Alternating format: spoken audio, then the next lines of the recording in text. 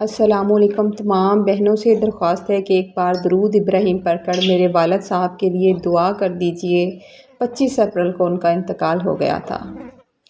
Multan airport پر میرے بچوں نے ڈھول کی تھاپ اور پھولوں کے ہار سے میرا استقبال کیا تھا، کیونکہ میں 40 سال بعد دبئی میں مزدوری کر کے ہمیشہ کے لیے گھر لوٹا تھا۔ میں نے اپنی جوانی جلا کر بیٹوں کے کاروبار کھڑے کیے اور بیٹی کو کروڑوں کے جہیز کے ساتھ رخصت کیا تھا، مگر وطن واپسی کے 2 ماہ بعد ہی میرے گردے فیل ہو گئے۔ جب سب بچوں میں سے صرف بیٹی کا گردہ مجھ سے میچ ہوا تو سب خوش تھے، مگر میری روح تب لرز اٹھی جب میری لاڈلی بیٹی روتے ہوئے میرے قریب آئی اور بولی، ابا، میری زندگی کا سفر پنجاب کے شہر ملتان کے ایک چھوٹے سے گاؤں کے اس کچے مکان سے شروع ہوتا ہے، جس کی دیواریں وقت کی دھوپ اور بارشوں سے بوسیدہ تو ہو چکی تھیں، مگر ان میں بسنے والی غیرت آج بھی جوان تھی۔ اس شہر اولیاء کی تپتی ہواؤں اور مٹی کی خوشبو میں رچی بسی میری یہ کہانی دراصل اس کچے صحن کی کہانی ہے، جہاں غربت اور خودداری کے درمیان ایک نہ ختم ہونے والی جنگ جاری تھی۔ وہاں فاقہ کشی تو تھی، مگر کسی کے آگے ہاتھ پھیلانے کا تصور تک نہ تھا۔ وہ مکان مٹی کا ضرور تھا، لیکن ان کی چھت تلے پلنے والی انا اور سفید پوشی کے قصے اتنے ہی مضبوط تھے جتنی ملتان کی قدیم فصلیں۔ ہم نے اس گھر میں یہ سیکھا تھا کہ حالات چاہے کتنے ہی سنگین کیوں نہ ہوں، اپنی مٹی اور اپنی اصل سے جڑے رہنا ہی اصل کامیابی ہے۔ میرا نام آریان ہے اور میں ایک ایسا انسان تھا جس نے اپنی زندگی کے بہترین خواب اپنی آنکھوں کے سامنے دم توڑتے دیکھے تھے۔ حالات کی ستم ظریفی دیکھیں کہ گھر میں بوڑھی ماں کی ادویات ختم ہو چکی تھیں، چھت سے برسات کا پانی ٹپکنا اب معمول بن چکا تھا، اور میرے 3 معصوم بچوں کی بھوک مجھے راتوں کو سونے نہیں دیتی تھی۔ میرے 2 بیٹے تھے، 2 بیٹے روحان اور زایان، اور میری چھوٹی سی شہزادی جیسی بیٹی عنایا۔ یہ تینوں میری کل کائنات تھے۔ عنایا کی معصومیت اور اس کی نیلی آنکھیں مجھے اکثر سوچنے پر مجبور کر دیتی تھیں کہ کیا میں اسے وہ زندگی دے پاؤں گا جس کی وہ حقدار ہے۔ وہ میری اکلوتی بیٹی تھی۔ جب تنگ دستی نے سانس لینا تک دشوار کر دیا تو میں نے اپنے بچپن کے دوست ساجد کے ذریعے دبئی کا ویزا لگوا لیا تھا۔ وہ فیصلہ میرے لیے کسی قیامت سے کم نہیں تھا، مگر اپنے بچوں کے مستقبل کی خاطر مجھے اپنی خوشیوں کی قربانی دینا پڑی۔ مجھے ایک دن انہیں چھوڑ کر جانا پڑا۔ جس دن میری روانگی تھی، ہمارے اس کچے گھر میں ایک عجیب سا سکوت طاری تھا، جیسے وقت تھم گیا ہو۔ میری بیوی زینب خاموشی سے میرا بیگ پیک کر رہی تھی، مگر اس کے تھر تھراتے ہاتھ اور سرخ آنکھیں اس کے اندر کے دکھ کو بیان کر رہی تھی۔ روانگی کے لمحے میری 5 سالہ عنایا نے دوڑ کر میری قمیض کا دامن اپنے ننھے ہاتھوں میں پکڑ لیا۔ یہ دیکھ کر ایک دم تو میرا دل دھڑکنا بھول گیا۔ اس بچی معصوم کی ہچکیاں بند گئی تھیں۔ وہ روتے ہوئے التجائیں کر رہی تھی، مجھے روک رہی تھی کہ ابا آپ پلیز ہمیں چھوڑ کر مت جائیں۔ میں وعدہ کرتی ہوں میں اب کبھی نئی گڑیا نہیں مانگوں گی۔ میں سوکھی روٹی کھا کر خوش رہوں گی۔ بس آپ ہمارے پاس رہیں، ہمیں آپ کی ضرورت ہے۔ عنایا کے ان معصوم الفاظ نے میرے کلیجے کو چیر کر رکھ دیا تھا۔ میرا جی چاہا کہ اپنا پاسپورٹ پھاڑ ڈالوں اور اسے سینے سے لگا کر یہیں رک جاؤں، لیکن تبھی روحان اور زایان کے مرجھائے ہوئے چہرے میری آنکھوں کے سامنے آ گئے تھے۔ میں نے اپنے آنسو پی لیے، اپنے دل پر پتھر رکھا اور زینب کو تسلی دی کہ یہ جدائی صرف چند سالوں کی ہے۔ جیسے ہی حالات بدلے میں واپس آ جاؤں گا اور پھر سب ٹھیک ہو جائے گا۔ ہوائی اڈے پر جاتے ہوئے میں نے آخری بار اپنے اس ٹوٹے پھوٹے مکان کو دیکھا تھا، جہاں میرا بچپن، میری جوانی اور میری محبت دفن تھی۔ جب جہاز فضا میں بلند ہوا تو مجھے محسوس ہوا کہ میرا جسم تو لوہے کے اس پرندے میں ہے، مگر میری روح ان کچی گلیوں میں بھٹک رہی ہے۔ میں ایک چلتی پھرتی لاش بن کر پردیس کی طرف اڑ رہا تھا۔ دبئی پہنچ کر مجھے احساس ہوا کہ پردیس کی سڑکیں سونے کی نہیں ہیں، بلکہ اپنوں سے دوری کے کانٹوں اور اجنبی چہروں سے بھری پڑی ہیں۔ میں نے وہاں کے تپتے صحراؤں میں مزدوری شروع کی، جہاں سورج آگ برساتا تھا اور درجہ حرارت 50 ڈگری کو چھو جاتا تھا۔ تپتی ریت پر کام کرتے جب مجھے پسینہ آ جاتا تو مجھے عنایا کی وہ آخری پکار یاد آتی کہ ہم ایک چھوٹے سے کمرے میں 8-10 آدمی بھیڑ بکریوں کی طرح رہتے تھے تاکہ میں زیادہ سے زیادہ پیسے بچا کر گھر بھیج سکوں۔ ہر مہینے جب میں اپنی محنت کی کمائی پاکستان بھیجتا تو مجھے ایک سکون ملتا کہ اب روحان اور زیان اچھے اسکول جا رہے ہوں گے، ماں کی دوائی وقت پر آتی ہوگی اور میری عنایا اب سوکھی روٹی نہیں بلکہ اچھا کھانا کھاتی ہوگی۔ میں نے پردیس کی اس تنہائی اور کڑی دھوپ کو اپنا مقدر بنا لیا تھا، صرف اس امید پر کہ میرے بچے خوش رہ سکیں، ان کا مستقبل روشن ہو سکے۔ وقت ایک ایسا بے رحم مسافر ہے جو کبھی کسی کے لیے نہیں رکتا، چلتا ہی رہتا ہے، لیکن پردیس میں بیٹھے انسان کے لیے یہ وقت تب زہر بن جاتا ہے جب اسے احساس ہو کہ اس کے پیچھے رہنے والے اس کے بغیر بدل چکے ہیں۔ مجھے دبئی کی رنگین گلیوں اور اونچی عمارتوں میں کے سائے میں کام کرتے ہوئے بہت سال بیت گئے۔ پہلے 10 سال بیتے، پھر 20 سال بیت گئے اور دیکھتے دیکھتے 40 سال کا طویل عرصہ بیت گیا۔ ان 4 دہائیوں میں میں صرف چند بار ہی پاکستان اپنے گھر جا سکا تھا، وہ بھی محض چند دنوں کے لیے۔ ہر بار جب میں ایئرپورٹ سے باہر قدم رکھتا تو مجھے اپنے ہی بچے ایک اجنبی کی طرح لگتے تھے۔ روحان اور زیان کی آنکھوں میں اب وہ شناسائی نہیں تھی جو ایک باپ کے لیے ہونی چاہیے تھی۔ وہ میری ننھی عنایا جو میری قمیض پکڑ کر روتی تھی اب ایک شرمیلی سی لڑکی بن چکی تھی جو میرے سامنے آنے سے کتراتی تھی۔ میں یہاں دبئی کی تپتی دھوپ میں لوہا پگھلاتا تھا، کنکریٹ کی دیواریں کھڑی کرتا تھا، اور وہاں میرے گاؤں میں میرے گھر کی دیواریں اونچی ہوتی گئی تھی۔ وہ کچا مکان جس کی چھت سے کبھی پانی ٹپکتا تھا اب ایک عالی شان کوٹھی میں بدل گیا تھا۔ گاؤں والے اب زینب کو بڑے گھر والی کہہ کر پکارتے تھے۔ میرے دونوں بیٹے روحان اور زیان اب جوان ہو چکے تھے اور شہر کے مہنگے ترین تعلیمی اداروں میں تعلیم حاصل کر رہے تھے، یہاں تک کہ میری بیوی کا رویہ بھی اب بدل چکا تھا۔ میں نے اپنی جوانی کی تمام تر توانائیاں، اپنے خون کا آخری قطرہ تک اس پردیس کی مٹی میں صرف کر دیا تھا۔ دبئی کی وہ عمارتیں جنہیں سیاح حیرت سے دیکھتے ہیں، ان کی بنیادوں میں شاید میرے جیسے ہزاروں پردیسیوں کے خواب اور پسینہ دفن ہے۔ میرے ہاتھوں کی لکیریں مشقت کی وجہ سے مٹ گئی تھیں، کمر میں مستقل خم آ گیا اور سر کے بال چاندی کی طرح سفید ہونے لگے تھے، لیکن میں نے کبھی کسی سے شکایت نہیں کی تھی۔ بس خوشی یہ تھی کہ میرے بچوں کا مستقبل روشن ہو چکا ہے۔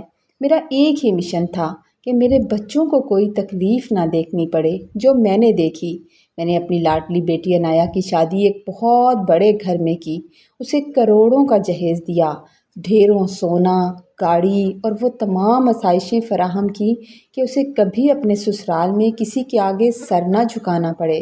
میں نے اپنے دونوں بیٹوں کو الگ الگ کاروبار سیٹ کروا کے دیے، انہیں لاکھوں کروڑوں بھیجتا رہا کہ وہ اپنا مستقبل خود بنائیں اور انہیں کبھی کسی کے آگے ہاتھ نہ پھیلانا پڑے۔ اس طویل عرصے میں میری بیوی بھی بوڑھی ہوتی گئی۔ وہ بھی مجھے کال کرتی تو اس کی آواز میں ایک تھکن اور التجا ہوتی تھی۔ وہ اکثر کہتی، اب بس کر دیں، بہت کما لیا آپ نے، بچے اپنے پاؤں پر کھڑے ہو گئے ہیں، گھر بن گیا ہے، اب واپس آ جائیں، مجھے دولت نہیں چاہیے، اب آپ کا ساتھ چاہیے مٹی کے اس آخری سفر میں۔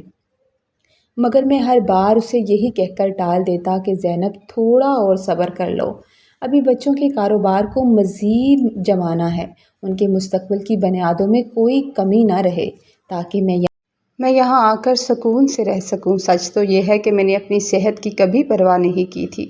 دبئی کی اس تنہائی اور کام کے بوجھ نے مجھے شوگر اور بلڈ پریشر کا مریض بنا دیا تھا۔ اکثر راتوں کو جب سینے میں درد اٹھتا یا پاؤں کی سوزش کی وجہ سے چلنا مشکل ہو جاتا تو میں کسی کو بتانے کے بجائے خود ہی دوائی لیتا تھا اور اگلے دن پھر اسی دھوپ میں کام پر نکل جاتا تھا۔ مجھے ہر پل یہ ڈر لگا رہتا تھا کہ اگر میں نے ایک دن بھی کام چھوڑا، ایک دن بھی میرا کام مس ہو گیا تو میرے بچوں کے عیش و آرام میں فرق آ جائے گا۔ میں نے اپنی اولاد کے لیے جی جان سے محنت کی، عیدوں اور تہواروں پر کمرے کے ایک کونے میں بیٹھ کر اکیلا روتا تھا۔ اپنوں کی آوازیں سننے کے لیے میرا دل تڑپتا تھا، مگر جب گھر سے فون آتا اور زینب بچے فرمائشوں کی ایک طویل فہرست سناتے کہ ابو اس بار یہ والا لیپ ٹاپ چاہیے، یا ابو گھر کے لیے نئی گاڑی کا ماڈل بدلنا ہے، تو میں اپنے آنسو صاف کر لیتا اور کہتا کہ فکر نہ کرو، سب ہو جائے گا۔ میں ان کے لیے صرف ایک پیسے کی مشین بن چکا تھا، لیکن مجھے اس پر بھی اعتراض نہیں تھا۔ میں سمجھتا تھا کہ یہی باپ کا پیار ہے۔ میں نے اپنی زندگی کے بہترین 40 سال اسی امید پر قربان کر دیے کہ جب میں تھک ہار کر واپس جاؤں گا تو میرا بڑھاپا اپنی اولاد کے سائے میں اپنے پوتوں اور نواسوں کے درمیان سکون سے گزرے گا۔ میں نہیں جانتا تھا کہ وقت نے میرے لیے کون سا امتحان لکھ رکھا تھا۔ بالآخر 40 سال گزر گئے اور 40 سال طویل اور تھکا دینے والے سالوں کے بعد وہ مبارک دن آ گیا۔ وہ دن آ گیا جب میں نے ہمیشہ کے لیے اپنے وطن پاکستان واپسی کی فلائٹ لے لی تھی۔ جب میں دبئی ایئرپورٹ پر اپنے سامان کے ساتھ کھڑا تھا تو میری آنکھوں میں خوشی کے آنسو تھے۔ میری آنکھوں میں آنسو تھے مگر وہ خوشی کے تھے، اور دل میں ایک عجیب سا سکون تھا۔ میں نے اپنی زندگی کے بہترین دن اسی صحرا کی نظر کر دیے تھے، لیکن آج مجھے لگ رہا تھا کہ میری مشکلیں ختم ہو گئی ہیں اور میری تمام قربانیاں وصول ہو گئیں۔ جب جہاز ملتان ایئرپورٹ پر اترا تو میرا دل سینے سے باہر آنے کو تھا۔ جیسے ہی باہر نکلا تو وہاں کا منظر دیکھ کر میری آنکھیں کھلی کی کھلی رہ گئی تھیں۔ ایسا لگ رہا تھا جیسے پورے گاؤں میں کہیں میلہ لگا ہو۔ میرے دونوں بیٹے اپنی چمکتی گاڑیوں کے ساتھ وہاں موجود تھے۔ ان کے ساتھ ان کے بچے بھی تھے، یعنی میرے پوتے پوتیاں جنہیں میں نے صرف ویڈیو کالز پر دیکھ رکھا تھا۔ ڈھول کی آواز پر میرا استقبال کیا گیا۔ مجھے اتنے پھولوں کے ہار پہنائے گئے کہ میرا چہرہ ان ہاروں میں چھپ گیا تھا۔ میری لاڈلی بیٹی اپنے شوہر اور بچوں کے ساتھ میرا استقبال کرنے کے لیے وہاں موجود تھی۔ اس کی آنکھوں میں خوشی کی چمک دیکھ کر مجھے محسوس ہوا کہ میں دنیا کا خوش نصیب ترین باپ ہوں۔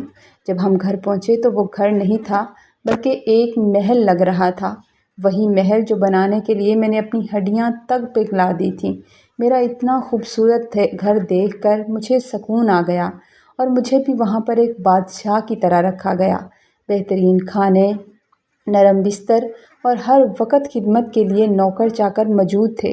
میں اپنے پوتوں اور نواسوں کے ساتھ کھیلتا، انہیں پردیس کی کہانیاں سناتا اور زینب کے ساتھ بیٹھ کر پرانی یادیں تازہ کرتا تھا۔ مجھے لگا کہ میں نے زندگی کا مقصد پا لیا اور میرا بڑھاپا سنور گیا، اسی طرح سکون سے گزر جائے گا۔ لیکن قدرت کو شاید منظور نہیں تھا وہ سکون جو مجھے 40 سال کے بعد ملا۔ وہ ریت کی دیوار ثابت ہوا۔ واپسی کے محض 2 ماہ گزرے تھے کہ ایک رات اچانک میرے پیٹ اور کمر میں ایسا شدید درد اٹھا کہ میری چیخیں نکل گئیں۔ ایسا محسوس ہوا جیسے کوئی ہزاروں چھریاں ایک ساتھ میرے جسم میں اتار رہا ہو۔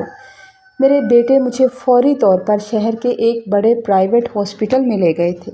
رات بھر میرے ٹیسٹ ہوتے رہے، انجیکشن لگتے رہے، لیکن درد تھا کہ کم ہونے کا نام نہیں لے رہا تھا۔ صبح جب سینئر ڈاکٹر میری رپورٹس لے کر کمرے میں آئے تو ان کے چہرے پر سنجیدگی دیکھ کر میرا دل بیٹھ گیا کہ ضرور کچھ ہونے والا ہے۔ ڈاکٹر نے جو کہا اس نے میرے خاندان کے پیروں تلے زمین نکال دی۔ اس نے بتایا کہ شوگر کی زیادتی اور برسوں کی لاپرواہی کی وجہ سے میرے دونوں گردے مکمل طور پر فیل ہونے کے قریب ہیں اور اب میری زندگی صرف کڈنی ٹرانسپلانٹ یعنی گردہ بدلنے پر ہی منحصر ہے۔ ڈاکٹر کے الفاظ میرے کانوں پر ہتھوڑوں کی طرح لگ رہے تھے۔ صرف چند ہفتوں کا وقت ہے۔ اگر کوئی قریبی رشتہ دار اپنا گردہ دے دے تو سرجری فوراً ہو سکتی ہے، ورنہ ڈائلائسس پر زیادہ دن نہیں گزر پائیں گے۔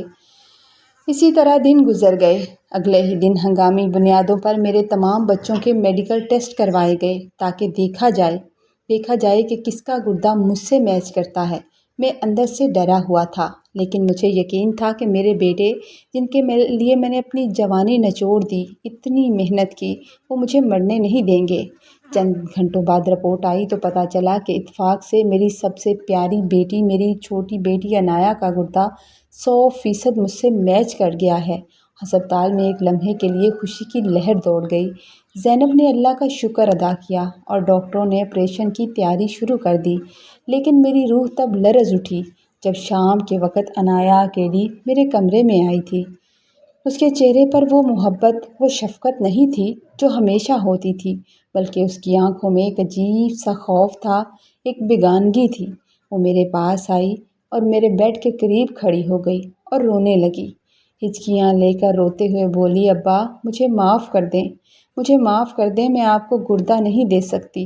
میں اپنے شوہر اور سسرال والوں سے بات کی ہیں، وہ کہتے ہیں کہ اگر میں نے گردہ دیا تو میں خود ایک معذور کی زندگی گزاروں گی اور میری اپنی صحت برباد ہو جائے گی، اور وہ لوگ ساری زندگی میرے بیماریوں کا خیال نہیں رکھ سکتے۔ میرے چھوٹے بچوں کا کیا بنے گا؟ میرے شوہر نے صاف کہہ دیا کہ اگر میں نے یہ قدم اٹھایا تو وہ مجھے اپنے گھر میں نہیں رکھیں گے۔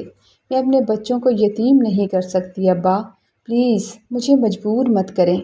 عنایا کے یہ الفاظ میرے کانوں میں سیسا بن کر اتر گئے تھے۔ وہ کہہ رہی تھی کہ ابا اب آپ کی تو عمر ہو گئی ہے اور میرا تو ابھی بڑا وقت باقی ہے۔ میرا وہ دل جو 40 سال دبئی کی تپتی دھوپ میں نہیں پگھلا تھا، آج ان چند جملوں سے پاش پاش ہو گیا۔ وہ عنایا جو بچپن میں میری قمیض پکڑ کر روتی تھی کہ ابا مت جائیں، آج وہی عنایا مجھے موت کے منہ میں اکیلا چھوڑ کر جا رہی تھی۔ میرے دونوں بیٹے میرے پاس کھڑے ہو کر گردنیں جھکائے کھڑے تھے۔ کسی نے آگے بڑھ کر یہ نہیں کہا کہ ابا آپ فکر نہ کریں، ہم گردہ دے دیں گے، گردے کا انتظام کر لیں گے۔ وہ سب اپنی اپنی زندگیوں، اپنی صحت اور اپنی بیویوں کے ڈر کے پیچھے چھپ گئے تھے۔ مجھے اس وقت وہ 40 سال یاد آئے جب میں ان کے آرام کے لیے اپنی نیندیں، اپنی بھوک اور اپنی صحت قربان کر رہا تھا۔ میں آج ہاسپٹل کے بیڈ پر لیٹا سفید چھت کو گھور رہا تھا اور مجھے اپنا وہی پرانا اور کچا مکان یاد آ رہا تھا جہاں ہم غریب تھے۔ ہم غریب ضرور تھے لیکن وہاں کی مٹی میں سچی محبت اور ایک احسار تھا۔ آج میرے پاس محل نما گھر تو تھا، کروڑوں کا بینک بیلنس بھی تھا، مگر میں اکیلا کھڑا موت کا انتظار کر رہا تھا۔ مجھے احساس ہوا کہ میں نے پردیس میں جو دولت کمائی تھی اس نے میرے اولاد کے دلوں سے محبت اور قربانی کا جذبہ بالکل ختم کر دیا تھا اور میں اکیلا رہ گیا تھا۔ میری اولاد وہ صرف میرے پیسوں کے وارث تھے، میرے درد کے وارث نہیں تھے۔ ہسپتال کے اس ٹھنڈے اور بے جان کمرے میں مایوسی کی ایک ایسی چادر تن چکی تھی جس نے میرے جینے کی تمام امیدوں کو نگل لیا تھا۔ میں جس نے دبئی کے صحراؤں میں کبھی ہمت نہیں ہاری تھی، آج اپنی ہی اولاد کے رویوں کے سامنے ڈھیر ہو گیا تھا۔ میں نے ڈاکٹروں سے صاف کہہ دیا کہ اب کوئی ٹیسٹ نہیں ہوگا، نہ کوئی ڈائیلائسس ہوگا، میں اب کوئی علاج نہیں کرواؤں گا اور اپنی زندگی کے باقی بچے ہوئے چند دن میں اس محل نما گھر کی دیواروں کو دیکھ کر خاموشی سے گزار دوں گا اور پھر اپنے خالق حقیقی کے پاس چلا جاؤں گا۔ میں یہ کہہ کر واپس آ گیا، لیکن وہ گھر اب مجھے کاٹنے کو دوڑتا تھا۔ میرے دونوں بیٹے اپنے اپنے کاموں میں مصروف ہو گئے تھے، ان کے پاس میرے کمرے میں آ کر بیٹھنے تک کا وقت نہیں تھا، اور میری لاڈلی بیٹی وہ تو جیسے غائب ہو گئی تھی۔ پورے خاندان میں چہمگوئیاں ہونے لگی تھیں کہ عنایا شرمندگی کی وجہ سے باپ کے سامنے نہیں آ رہی، کیونکہ اس نے اپنے بوڑھے اور بیمار باپ کو اس حال میں تنہا چھوڑ دیا ہے۔ یہ باتیں سن سن کر میرا دل کٹتا تھا۔ 3 دن گزر گئے، میں بستر پر لیٹا اپنی زندگی کی فلم دیکھتا رہا کہ اچانک میرے کمرے کا دروازہ کھلا۔ میں نے دیکھا کہ عنایا کا شوہر احمد بدحواس سا اندر داخل ہوا اور سیدھا آ کر میرے پاؤں پکڑ لیے۔ وہ زار و قطار رو رہا تھا، اس کی ہچکیاں بند گئی تھیں۔ میں نے حیرت سے دیکھا کہ احمد بیٹا یہ کیا کر رہے ہو؟ اس نے روتے ہوئے جو کچھ بتایا اس نے میرے مردہ جسم میں جیسے جان ڈال دی تھی۔ اس نے کہا ابو جی مجھے معاف کر دیں، میں مجرم ہوں آپ کا، عنایا نہیں ہے۔ اس دن وہ جو ہاسپٹل میں کہہ کر گئی تھی وہ سراسر جھوٹ تھا۔ حقیقت یہ تھی کہ میں نے اسے گردہ دینے سے سختی سے منع کیا تھا، میں نے اسے منع کیا تھا اور اسے طلاق کی دھمکی بھی دی تھی۔ میں ڈر گیا تھا کہ کہیں اسے کچھ ہو نہ جائے، میرے بچے یتیم نہ ہو جائیں، مگر گھر جاتے ہی عنایا کی حالت بدل گئی۔ اس نے 3 دن سے نہ کچھ کھایا ہے نہ پیا ہے، وہ ہر وقت تڑپتی رہتی ہے اور بس ایک ہی بات کہتی ہے کہ جس باپ نے میرے ایک آرام کے لیے اپنی پوری جوانی پردیس کی نظر کر دی، جس نے مجھے کروڑوں کا جہیز دیا تاکہ میں سر اٹھا کر جی سکوں، کیا میں آج اسے زندگی کا ایک عضو بھی نہیں دے سکتی؟ اگر میرے باپ کو کچھ ہو گیا تو میں یہ زندگی جی کر کیا کروں گی؟ अबू जी, अनाया की ये हालत देखकर मेरा दिल जैसे पिघल गया है। मैं अपनी तलाक की धमकी वापस लेता हूँ। मैं उसे खुद वापस लेकर आया हूँ। मैं चाहता हूँ कि वो अपना फ़र्ज़ निभाए। अभी अहमद की बात मुकम्मल नहीं हुई थी कि मेरी बेटी अनाया दरवाज़े से अंदर दाखिल हुई थी। उसका चेहरा आंसुओं से भीगा हुआ था और वो नकाहत से कांप रही थी। वो दौड़कर मेरे गले लग गई और मेरे सीने में अपना सर छुपाकर ऐसे रोई जैसे कोई छोटी बच्ची अपने खोए हुए बाप को पा लेती है। वो बार बार कह रही थी, अब्बा मैं आपकी मुजरम हूँ, मैंने आपका दिल दुखाया, पर खुदा की कसम मैं आपके बगैर जीने का तसव्वुर भी नहीं कर सकती। अब चाहे कुछ भी हो जाए, मैं आपको कुछ नहीं होने दूँगी। मेरा एक गुर्दा आपका है, आपकी अमानत है। उसी लम्हे मुझे महसूस हुआ कि बेटियां वाकई अल्लाह की ख़ास रहमत होती हैं, जो वालिदैन के दुख को अपना बना लेती हैं। बेटों के लिए शायद जायदाद और कारोबार बहुत अहम होते हैं, लेकिन मेरी बेटी के लिए मेरा सांस लेना कायनात की हर दौलत से बढ़कर था। ऑपरेशन की तैयारियां होने लगी। अगले हफ्ते ऑपरेशन की तैयारियां मुकम्मल हुईं। पूरा मोहल्ला और रिश्तेदार हस्पताल के बाहर जमा थे। वो सब जो कहते थे कि आर्यान ने परदेस जाकर सिर्फ पैसा कमाया है, उसे अपनों की मोहब्बत नसीब नहीं होगी, उसे कभी औलाद की मोहब्बत नसीब नहीं होगी, आज वो सब खामोश थे। ऑपरेशन थिएटर में जाने से पहले अनाया ने मेरा हाथ थामा और मुस्कुरा कर कहा, अब्बा परेशान ना हो, हम दोनों एक दूसरे के सहारे जिएंगे। कई घंटों के ऑपरेशन के बाद जब मुझे होश आया तो मेरी पहली नज़र मेरी बेटी पर पड़ी थी, जो दूसरे बेड पर लेटी हुई थी और मदहोश होते हुए भी उसके लबों पर एक फातिहाना मुस्कुराहट थी। एक मुस्कुराहट थी कि उसने अपने बाप की जान बचाई है। डॉक्टर ने आकर खुशखबरी दी कि ऑपरेशन 100% कामयाब रहा और मेरा नया गुर्दा काम करना शुरू हो गया है। मेरी आंखों से फ़ख्र और तशक्कुर के आंसू बहने लगे थे।